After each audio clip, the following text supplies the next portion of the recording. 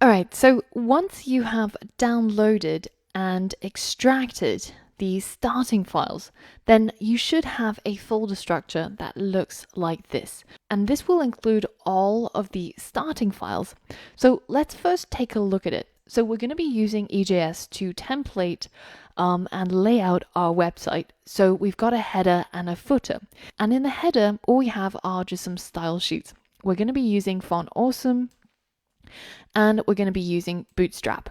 And then I've got a link towards the custom style sheet, which is over there. And all it does is it sets the body and sets certain things centered, and also gives the secrets text a little bit of formatting. Now, on our homepage, we've got a Jumbotron, so that comes from Bootstrap. If you've forgotten, take a look at the documentation, and it's centered using our custom CSS over here. Inside the Jumbotron, I've got an icon of a key and an H1 and a paragraph. And then there are two buttons down here, one that says register and one that says login. And these buttons each hit up their respective routes, which we will set up in our app.js very shortly. Now, on the login page, it's laid out using Bootstrap. So our login form takes up a third of the width of the website. And this uses Bootstrap grids. And we cover that in detail in the Bootstrap section. So I'm just going to go ahead and show you the most important part of this page, which is our form over here. And this form makes a post request to our login route, and it sends over a username, which is going to be the user's email, and also a password, which is going to be set by the user. And finally, there's a submit button, which is going to read login. And that's going to send the post request to our login route, and it's going to be caught in our server. Now, on our register side, it's pretty much identical, other than the fact that this hits up the register route, making the post request, and the button says register. So it's a very, very simple registration form. And then once they have registered or logged in successfully, they're able to finally access this secret page. And this page is going to be the one that requires authentication to access. And we're going to make sure that there's no way of accessing it unless the user is logged in.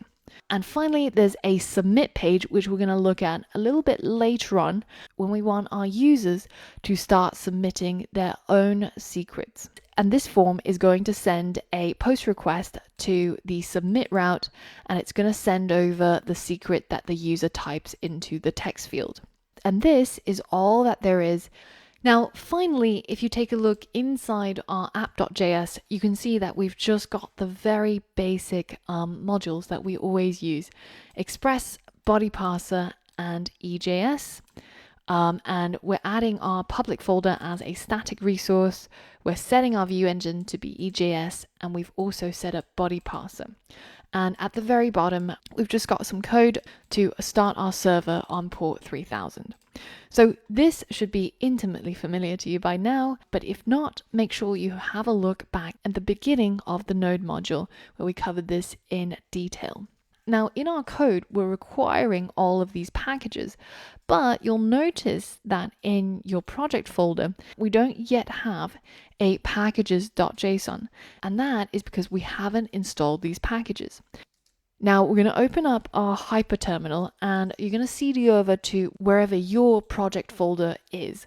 So in my case, the project files for the secrets project is on my desktop, so I'm going to CD into there. Yours might be in downloads or wherever it may be. Once we're there, we're going to run npm init, and I'm going to set the Y flag to answer yes to everything as usual. And then I'm going to install some packages. And the packages that we pretty much always need are Express and EJS and Body Parser. So let's go ahead and install all three of those packages. So once it's completed doing that, then we should now have our package.json updated with our three dependencies: Body Parser, EJS, and Express. So we're ready to go and build out our server now. The first things first, we want to be able to view some of these websites So we're going to have to add some app.gets in here.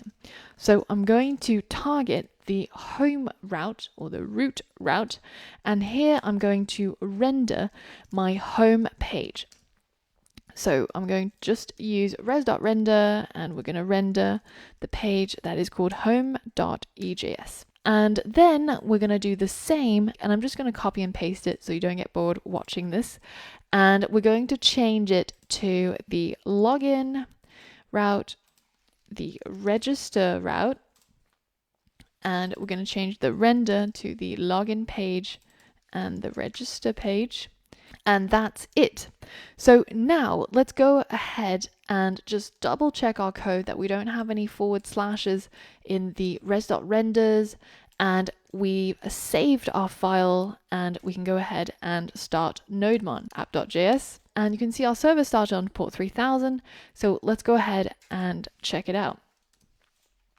So here is our home page rendered, and you can see that's where our little fun awesome icon comes from, our H1, our little title there, and we've got our register and login buttons. So if I click on register, it should take me to /register, and that's because that button makes a GET request to that route, which we target in here, and it renders the register page, which looks something like this. Very simple, just 2 fields, email and password, set up very simply using Bootstrap cards and Bootstrap forms.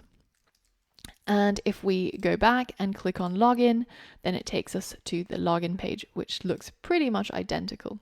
So now our website is pretty much set up and ready for us to start adding some authentication to it so that we can see if a user is registered or logged in before we allow them to view the secrets page.